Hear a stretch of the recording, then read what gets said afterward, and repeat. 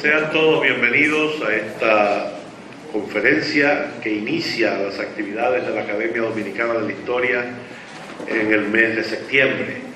Vamos a tener un mes muy contemporáneo con 2 puestas en circulación de libros y lo concluiremos con una conferencia interesante también del siglo XIX. Hoy, el licenciado Miguel Guerrero, miembro correspondiente de la Academia, nos convoca a su conferencia El atentado contra Rómulo Betancourt, la última aventura fallida de una diplomacia al servicio de la tiranía de Trujillo, que muchos de los que están aquí recuerdan esos acontecimientos como si fuera hoy. Tengo que presentar las excusas de nuestra presidenta, la doctora Muquien San, que está en la ciudad de Santiago atendiendo asuntos familiares. Nuestro conferenciante de hoy, el licenciado Miguel Guerrero, miembro correspondiente de esta academia, es egresado de la Escuela de Ciencias de la Información Pública de Periodismo de la Universidad Autónoma de Santo Domingo dentro de su Facultad de Humanidades. Es un conocido periodista que ha sido representante de agencias internacionales de prensa y que por su labor en la publicación de obras de carácter histórico, particularmente de la época contemporánea, ha obtenido el Premio Nacional de Historia y el Premio al Libro del Año Eduardo León Jiménez, ambos por la obra Al borde del caos, otorgados ambos en el año 2000.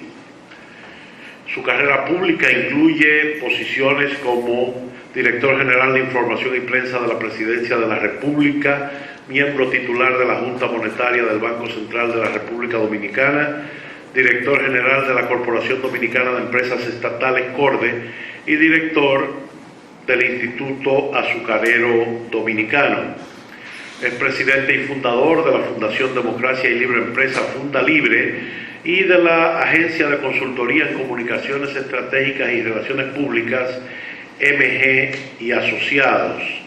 Entre sus obras más conocidas está El rugido del león, la herencia trágica del populismo, Al borde del caos, ya mencionada, Trujillo y los héroes de junio, La ira del tirano, El golpe de Estado, que es la historia del derrocamiento de Bosch, Los últimos días de la era de Trujillo, Enero del 62, El despertar dominicano, entre otros. Sin más preámbulos, con el atentado contra Rómulo Betancourt, la última aventura fallida de una diplomacia al servicio de la tiranía de Trujillo, recibamos al licenciado Miguel Guerrero, miembro correspondiente de esta academia.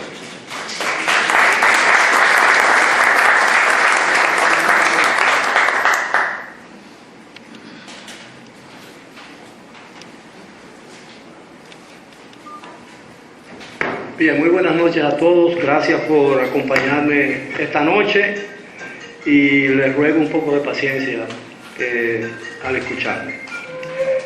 Quiero agradecer antes que nada una sugerencia que me hicieron anoche Fran Moya Pons y José Checheco, de que le cambiara el título a esta ponencia, que inicialmente estaba titulada La intelectualidad al servicio de la tiranía de Trujillo, pero como el tema se centra en las consecuencias que se derivaron del atentado que Trujillo fraguó, afortunadamente fallido, contra el presidente de entonces de Venezuela, democrático Rómulo Betancourt, yo atendí esa solicitud muy gentil de ambos conocidos historiadores y opté por un título que se ajusta más al texto que voy a leerle.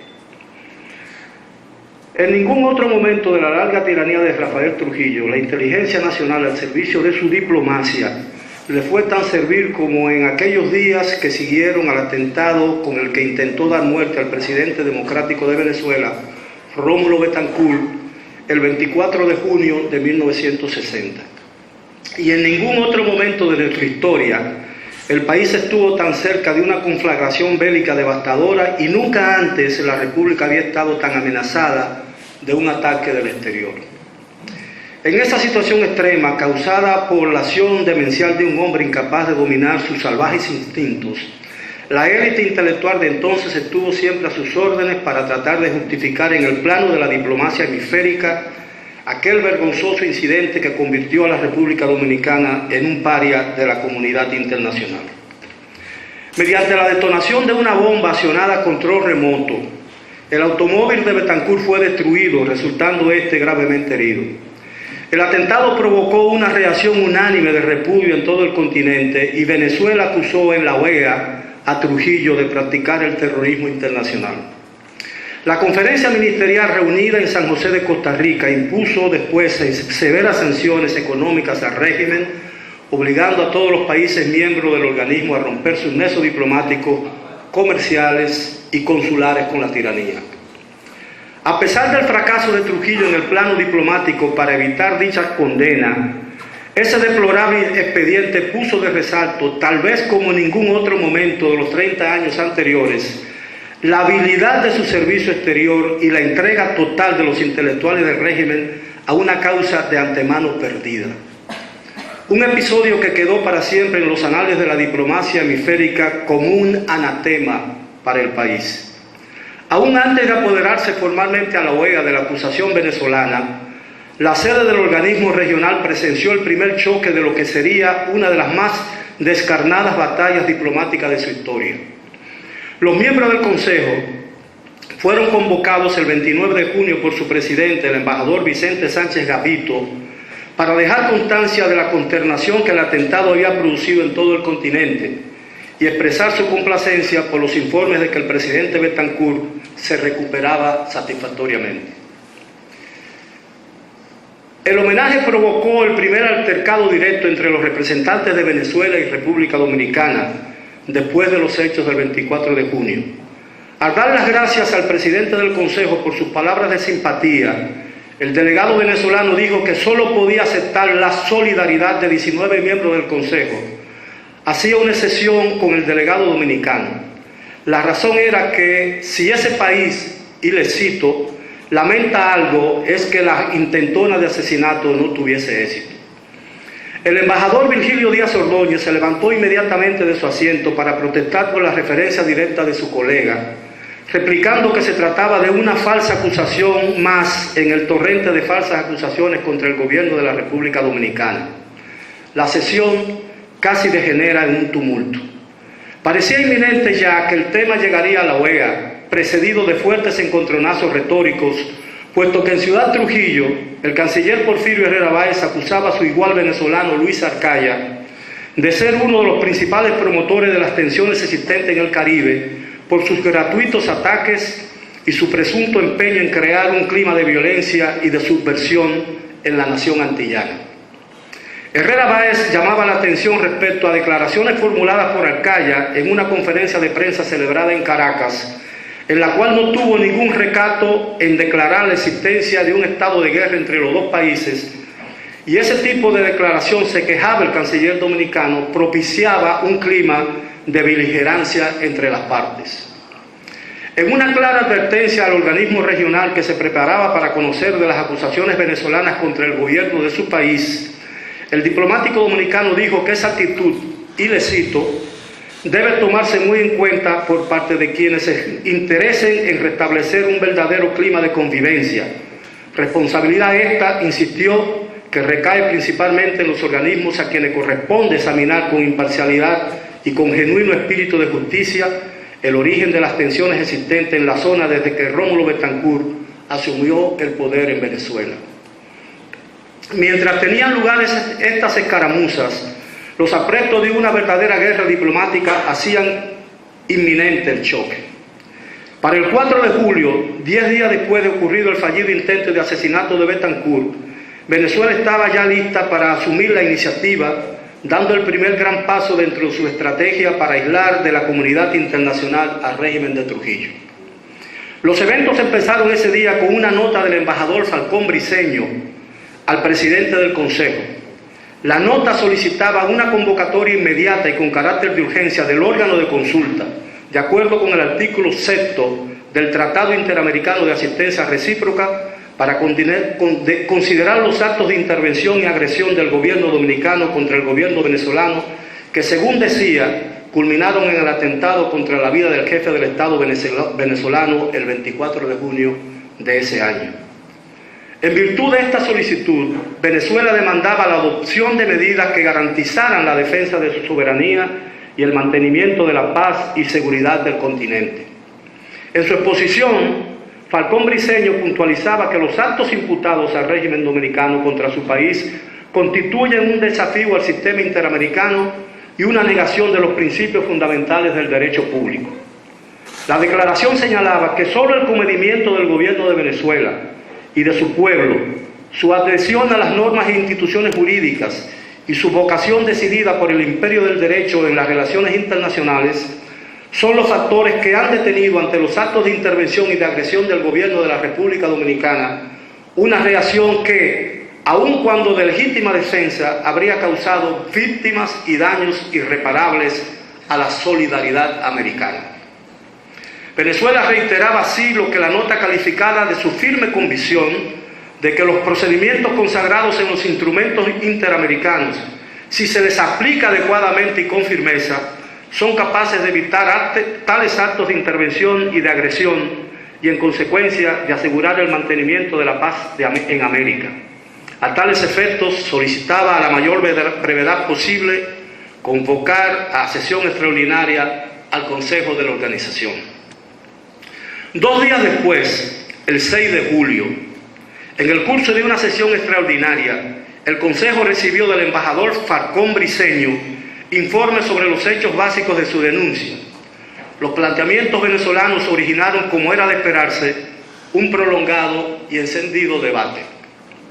El representante de Honduras, César Dávila, en su condición de presidente interino del Consejo, dio apertura a la sesión calificando el asunto de suma gravedad que amerita estudiarse y resolverse en todos los aspectos, dadas las proyecciones que los hechos denunciados por Venezuela pudieran tener para la conservación del sistema en la reunión de ministros de Relaciones Exteriores como órgano de consulta.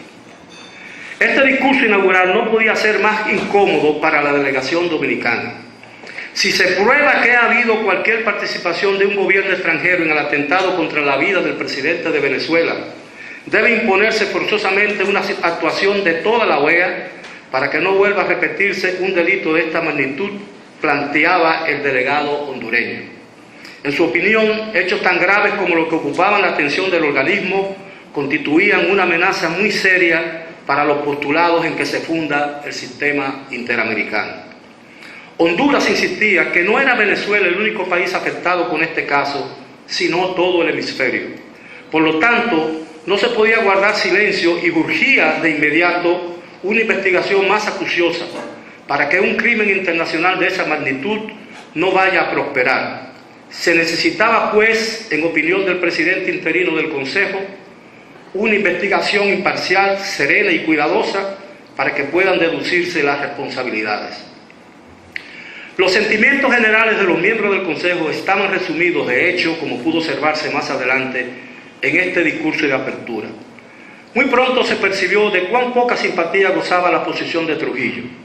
El embajador colombiano Carlos Díaz de Santa María resaltaba los vínculos de amistad entre su país y la República Dominicana, que siempre habían sido entrañables, intensos y vigorosos, para caer en la conclusión de que el comportamiento internacional del régimen trujillista había afectado esa relación. La sombra de los últimos tiempos han sido simplemente con un gobierno que parece no respetar sus relaciones con los demás países y que no tiene respeto por la dignidad humana, señaló el representante colombiano.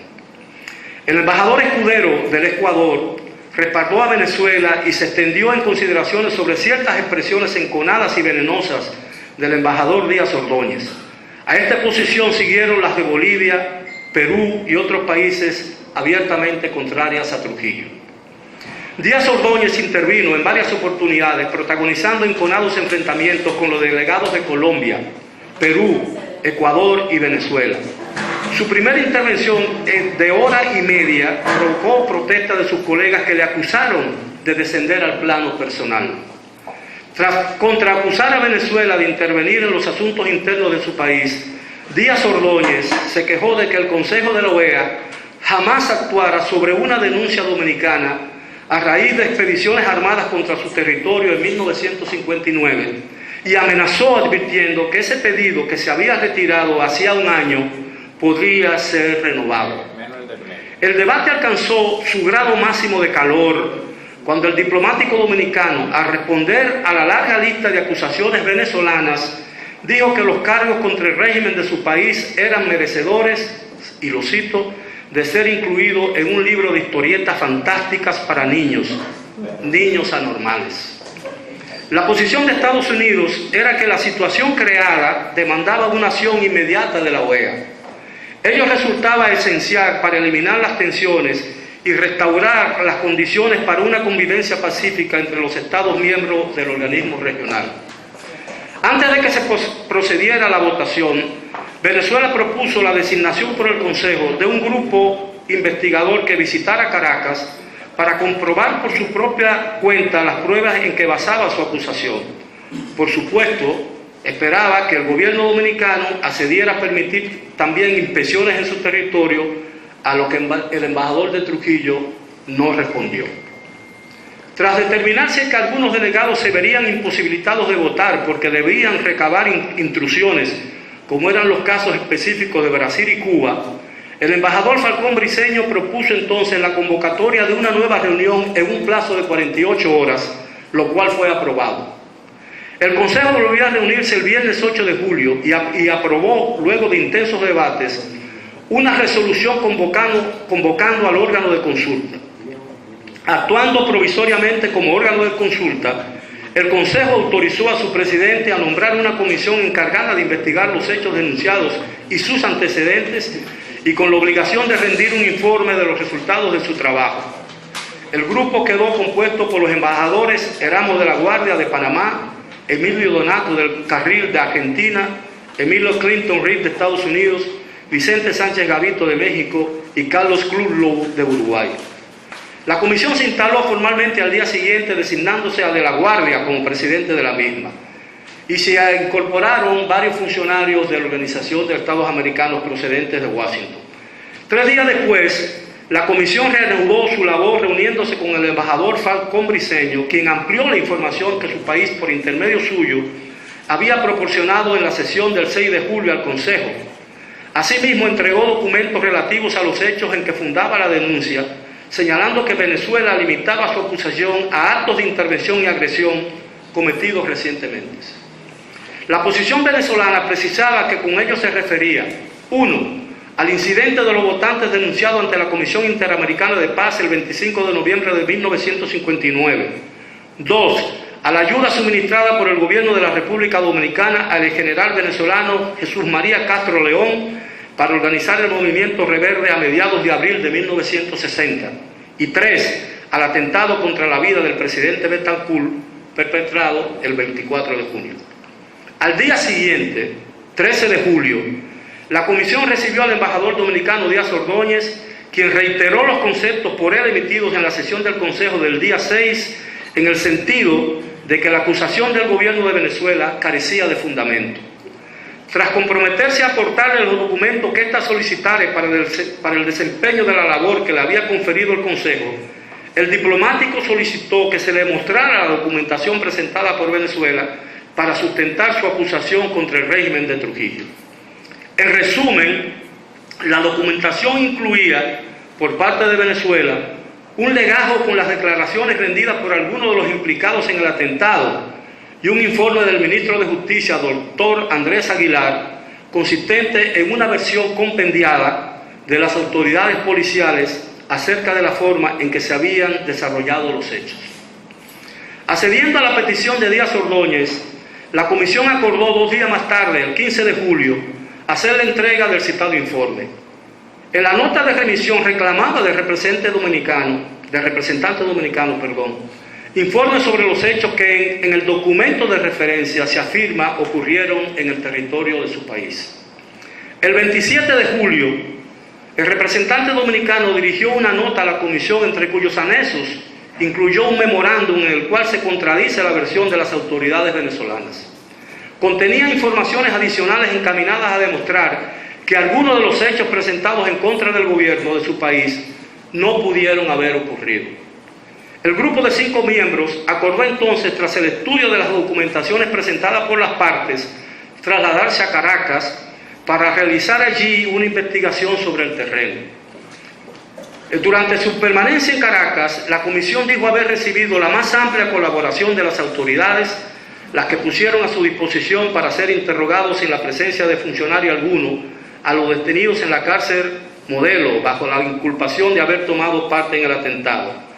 Estas personas eran Juvenal Zavala, Manuel Vicente Llanes Bustamante, José Morales Hernández, Eduardo Morales Luengo, Luis Cabrera Cifontes y Juan Manuel Sanoja, quienes admitieron haber estado en la República Dominicana en relación con la trama que culminara con el intento de asesinato del presidente Betancur.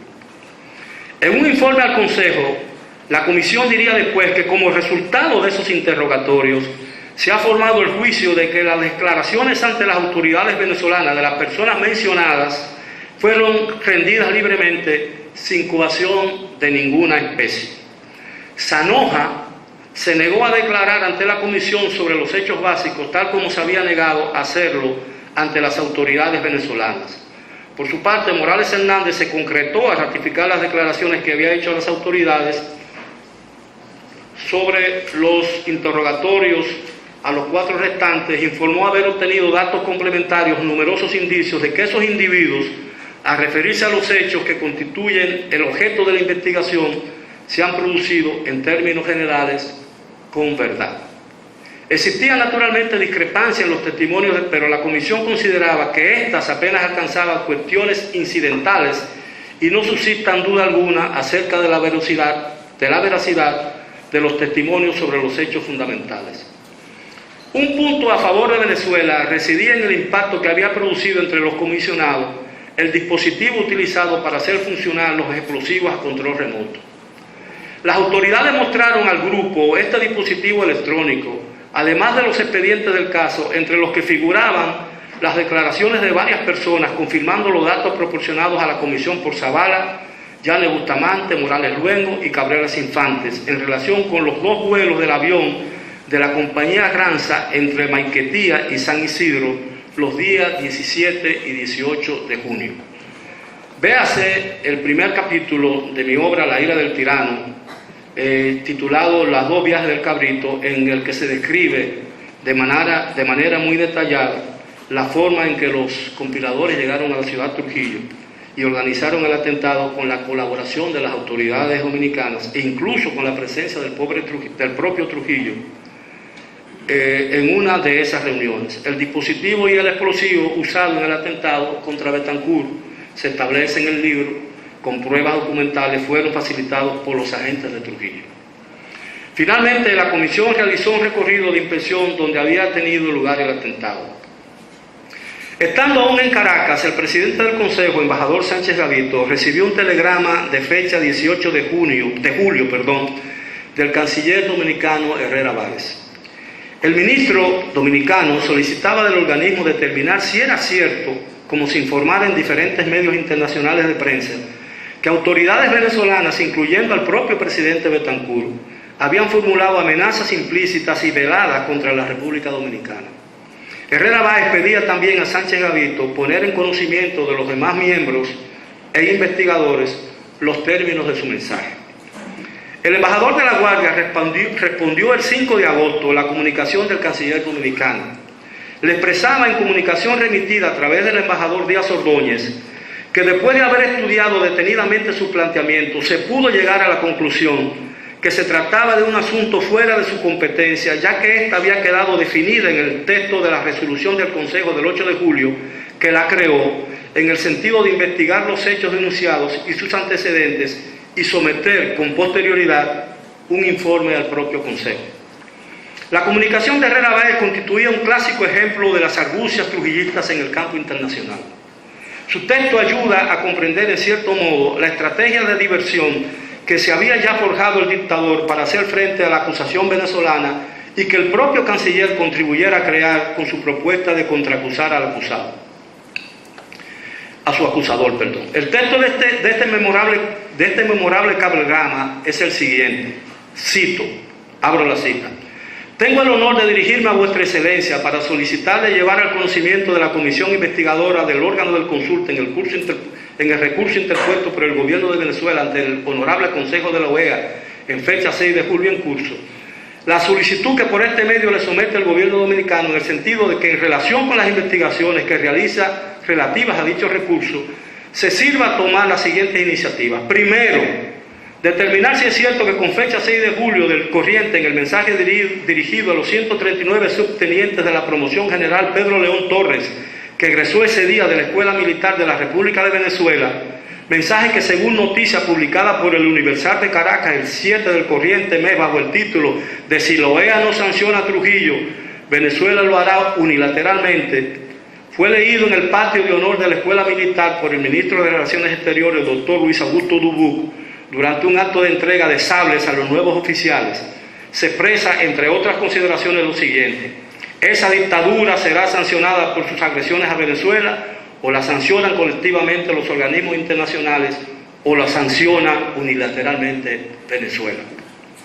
La comunicación agrega: considera igualmente el gobierno dominicano que procede que la comisión investigadora determina si es cierto que con fecha 16 de julio el presidente de la República de Venezuela, señor Rómulo Betancourt, en un programa de televisión en el que participó en ese día, declaraciones cuyo texto, tal como aparece transcrito en despacho de prensa de Noticias Internacionales, Prensa Unida Internacional, UPI, de fecha 16 de julio en curso, dice así: la República Dominicana está directamente implicada en la intentona de asesinato del 24 de junio. En ese respecto debo decir palabras claras. Si la organización no adopta medidas que signifiquen la erradicación de la dictadura del Caribe, Venezuela, por su sentido de dignidad nacional, aplicará sanciones unilaterales para el caso. Segundo, que en caso de que llegara a confirmar que tales declaraciones fueron en efecto hechas, incluye en su informe el resultado de su comprobación a este respecto y se pronuncia además sobre si conforme al artículo 2, párrafo 4 de la Carta de las Naciones Unidas, que copiada la letra dice así: los miembros de la organización en sus relaciones internacionales se abstendrán de recurrir a la amenaza o al uso de la fuerza contra la integridad territorial o la independencia política de cualquier Estado o en cualquier otra forma incompatible con los propósitos de las Naciones Unidas. Y el artículo primero, continuaba el documento de Herrera Báez, del Tratado Interamericano de Asistencia Recíproca de 1947, que dice así: las altas partes contratantes condenan formalmente la guerra y se obligan en sus relaciones internacionales a no recurrir a la amenaza ni al uso de la fuerza en cualquier forma incompatible con las disposiciones de la Carta de las Naciones Unidas o del presente tratado. Es lícito que un gobierno, habiendo amparado una jurisdicción internacional en una controversia con otro gobierno, amenace con adoptar medidas de fuerza contra otro Estado en caso de que la decisión de esa jurisdicción internacional no concuerde necesariamente con las pretensiones de ese gobierno. Termina la cita. La comisión regresó a Washington el 20 de julio. 7 días más tarde, fue informada mediante una nota del embajador Díaz Ordóñez de la decisión del gobierno dominicano de facilitar el desarrollo de su labor en territorio de ese país. Nos adelantamos a ofrecerle las seguridades de que será bien recibida si decidía visitar Ciudad Trujillo y de que encontrará la mejor cooperación para sus propósitos de parte de las autoridades dominicanas. La comunicación anexaba un legajo de 5 documentos con los cuales el gobierno dominicano pretendía destruir los argumentos de la acusación venezolana.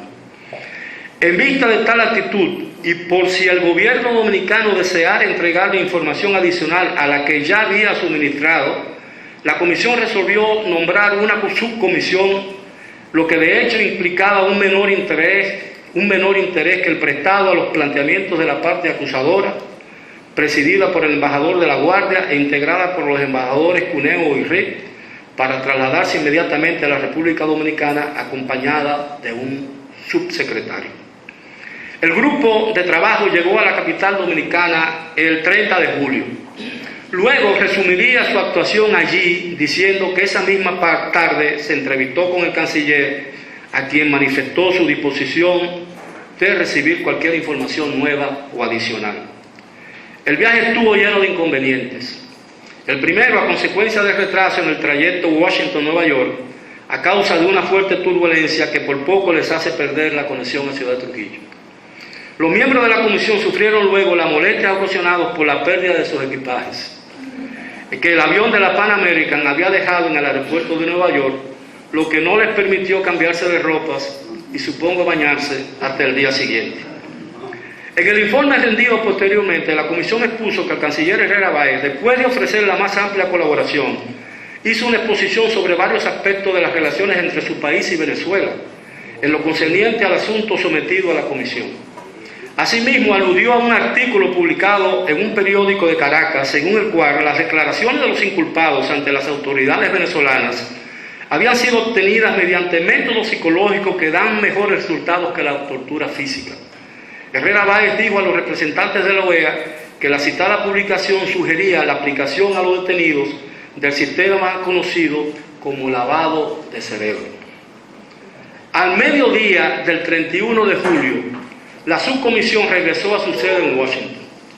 La fase investigativa llegaba a su final. Ahora solo faltaba el veredicto. De él dependía la suerte del régimen que estrangulaba económica y políticamente a los dominicanos por más de 30 años. Tras una semana de evaluación de los hechos, según los elementos de juicio reunidos en sus viajes a Caracas y Ciudad Trujillo, y el análisis de las documentaciones presentadas por las partes, la comisión investigadora designada por el Consejo de la OEA, actuando como órgano de consulta, estaba lista ya para presentar sus conclusiones. En resumen, el grupo había podido establecer que los acontecimientos que habían dado lugar a cargos contra el gobierno dominicano evolucionaron a partir del 8 de mayo, día en que Juan Manuel Zanoja salía de Venezuela con rumbo a la República Dominicana vía Haití. Debido a sus relaciones familiares en la República Dominicana, donde viviera alrededor de 14 años, Zanoja seguía teniendo intereses materiales en la República Dominicana. Aquí residían además varios de sus hijos. En los últimos años había hecho desde Venezuela numerosos viajes al país, según podía desprenderse de las anotaciones en su pasaporte venezolano. Pero en cuanto al viaje del 8 de mayo, la comisión presumía que Zanoja había contado con la ayuda de las autoridades dominicanas, ya que está establecido que procedente de Haití entró a territorio dominicano. Yo sé que tiene que apagar la cámara. Sí, tome su asiento. Okay. Gracias. Hay que respetarlo. Manifiesto de los aeropuertos para probar que los supuestos vuelos de aviones venezolanos en esa fecha llegaron en esa fecha o cualquier otra fecha. Más adelante insistió en que el complot contra Betancourt era un asunto estrictamente interno del cual nada sabían o tenían que ver los dominicanos.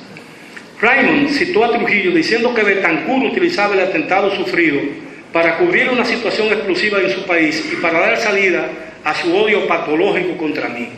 Y resaltaba en su versión de la entrevista que a pesar de que Trujillo reafirmaba no retribuir tal odio contra Betancourt, se refería a este en términos despectivos. En respuesta a preguntas del corresponsal sobre los cargos presentados por Venezuela, Trujillo dijo no abrigar dudas de que el gobierno de ese país continúa organizando un movimiento para derrocar al gobierno dominicano.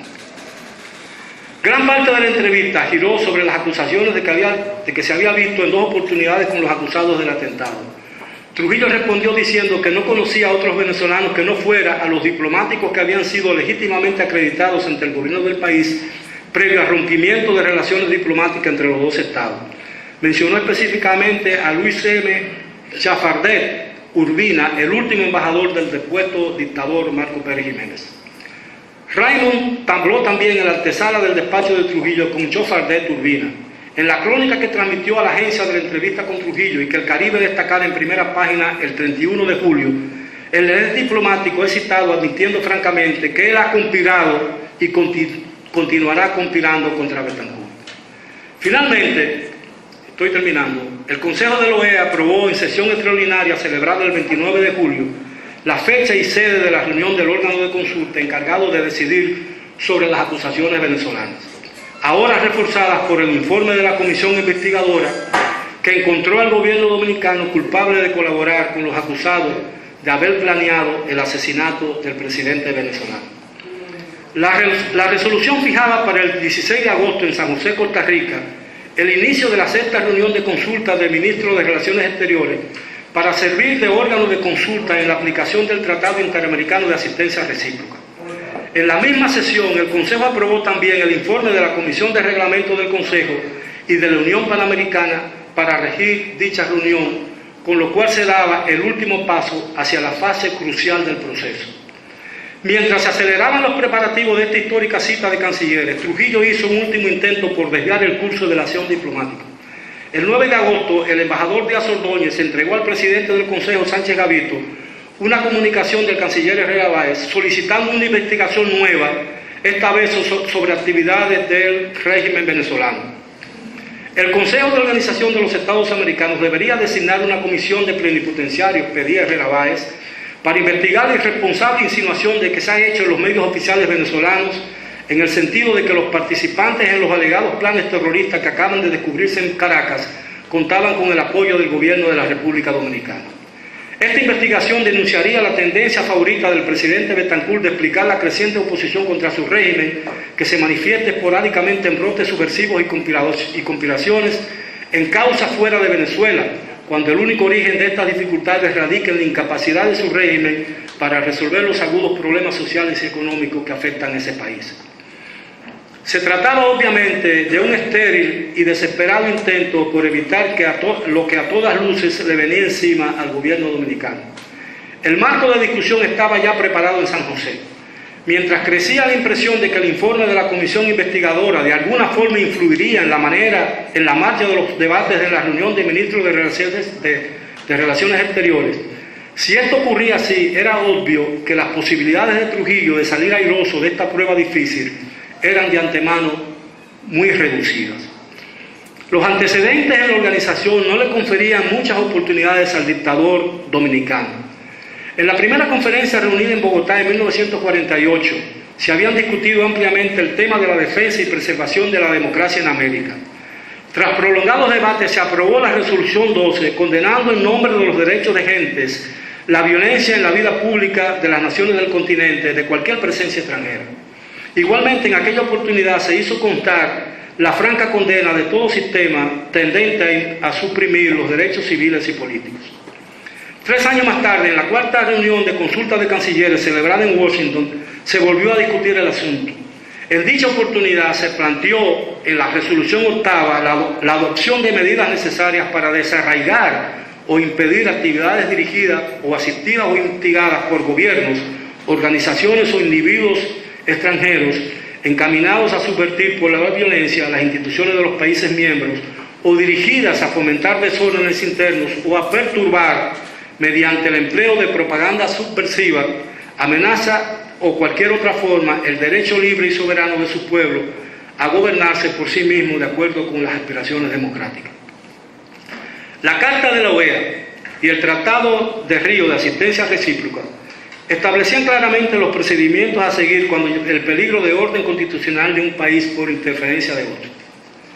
Cuando peligre el orden constitucional de un país por interferencia de otro. En fin, el ordenamiento jurídico de la OEA estaba diseñado para asegurar y defender la paz hemisférica. Las crecientes tensiones en el Caribe parecían ahora poner esa paz bajo amenaza. Si estos antecedentes prevalecían en la próxima reunión de San José, difícilmente el gobierno dominicano podría librarse de una resolución condenatoria. Mientras se aproximaba la fecha de la reunión, las especulaciones tendían a dominar los distintos escenarios de la organización.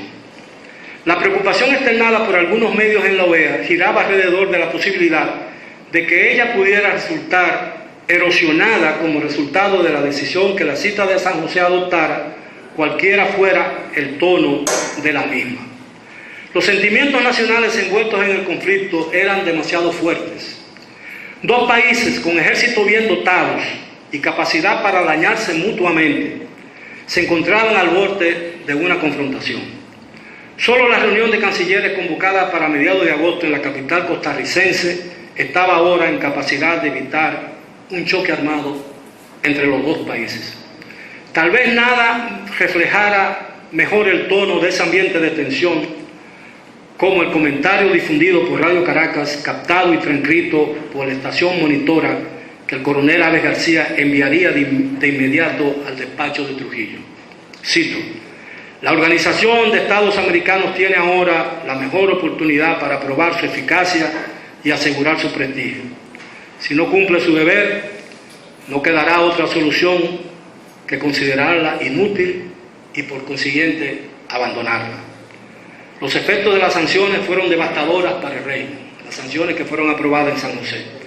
Pocos meses después, el 30 de mayo de 1961, Trujillo caía abatido a balazos en las afueras de la ciudad, que hizo designar con su nombre. Muchas gracias.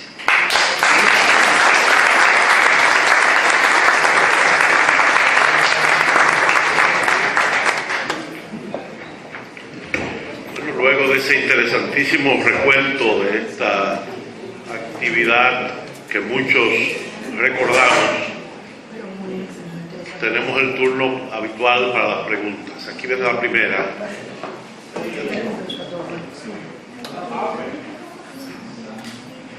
Sí, Miguel, ¿es posible que nuestro país tuviera capacidad de enfrentarse con Venezuela militarmente? Bueno, Trujillo tenía uno de los ejércitos más poderosos del área del país. Incluso el poder de fuego de la Fuerza Aérea de Trujillo era similar a la de Venezuela.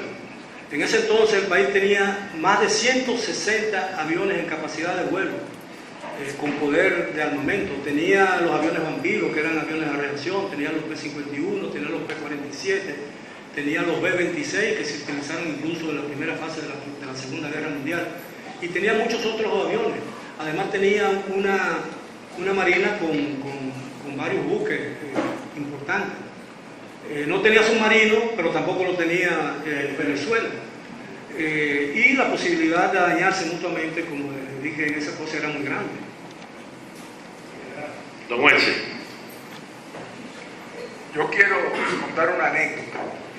Virgilio Díaz Grullón, hijo del canciller Díaz Ordóñez, me contó que en medio de esos debates su papá presentó un discurso maravilloso en defensa del gobierno de Trujillo, con citas clásicas y preciosos discursos, y que el representante de otro país, no me recuerdo quién fue, Falcón Briceño, le dijo a don Virgilio: usted es un gran poeta, yo he leído su poesía, eso que usted está diciendo, nada más lo dice usted, porque su hijo está secuestrado en el Palacio Nacional de la República Dominicana.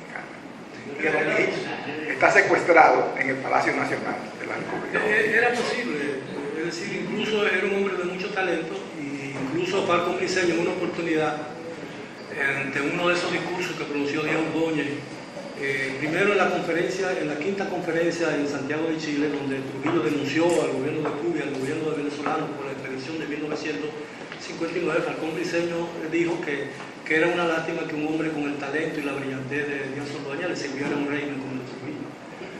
Ha habido muchas versiones al respecto, y se dice que realmente Díaz Ordóñez estaba actuando bajo una presión y bajo la amenaza de que se diera muerte. Incluso hay otra anécdota que dice que en una oportunidad él le habría dicho a Trujillo: Virgilio es mi Ramses. Tu Ramses. Sí. Virgilio es tu Ramses. Al fondo allá.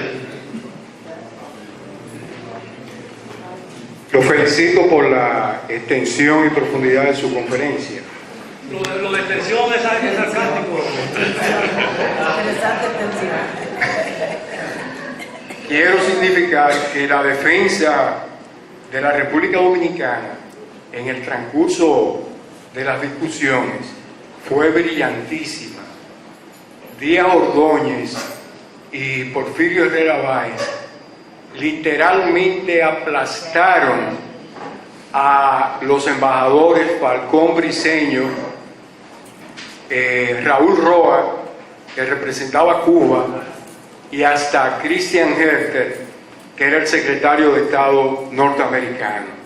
Hicieron una exposición brillantísima basándose en el artículo 2 de la Carta de la OEA, que textualmente dice que el orden internacional se basa en el respeto absoluto de los principios de soberanía, independencia y personalidad de cada uno de los Estados miembros.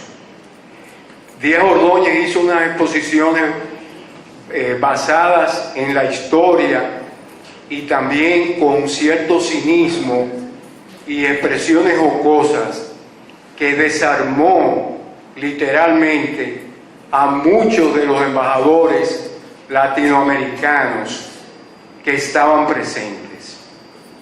Es todo. Muy bien. Bueno, el señor era un hombre muy brillante, pero el concepto, la Segunda Guerra Mundial sepultó definitivamente el concepto que existía hasta entonces de la autodeterminación y la soberanía nacional, porque, por ejemplo, la presencia de las tropas nazis en los territorios ocupados por la Alemania hitleriana, no constituía una intervención y una salvaje intervención en los asuntos internos y una ocupación realmente, pero la llegada de las tropas aliadas a Francia para liberar al territorio francés de la presencia de los nazis no se considera una ocupación ni una intervención. Es decir, que el concepto ha variado con el tiempo y ya el concepto de los derechos humanos priva tanto o más que el concepto tradicional que se tenía de soberanía nacional. Permítanme, continuamos la conversación ahí afuera con todos los detalles.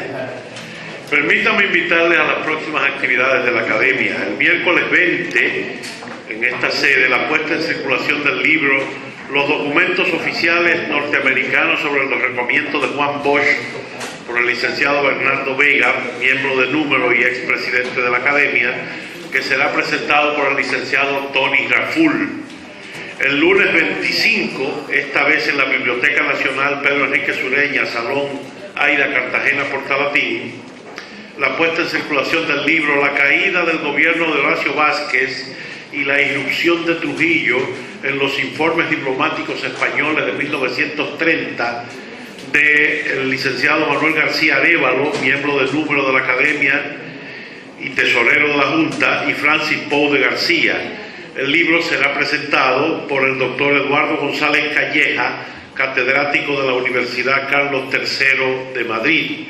Y el miércoles 27, volviendo a la sede de la Academia, la conferencia Libertos Esclavistas, el testamento de María Paula Rocha, de 1803, apuntes históricos y genealógicos, por el licenciado Manuel Betilio Valera, miembro correspondiente de la Academia y del Instituto Dominicano de Genealogía. Muchísimas gracias a todos por su presencia. Manolito quiere anotar una cosa. Yo quiero hacer un comentario, no para que me lo responda aquí, sino que lo responda afuera, junto con todas las demás inquietudes que ustedes tienen. Se dice que cuando el atentado de Betancourt, la radio dominicana dijo que había sido objeto de un atentado y que había perecido Betancourt antes de que sucediera. Yo no sé si eso fue verdad o no,